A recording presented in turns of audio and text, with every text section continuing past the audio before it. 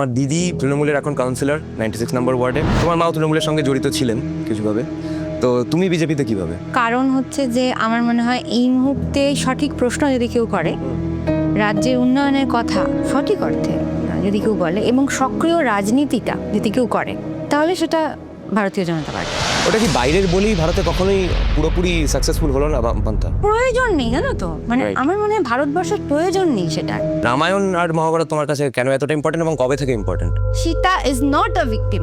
কিন্তু অগ্নি পরীক্ষা যেহেতু দিতেই হয়েছে।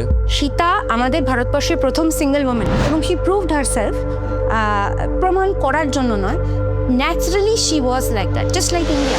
যারা রাষ্ট্রবাদী ইসলাম ধর্মে বিশ্বাসী, ইসলাম রিলিজিয়ন যারা প্র্যাকটিস করেন, তারা তো ভারতেরই অংশ।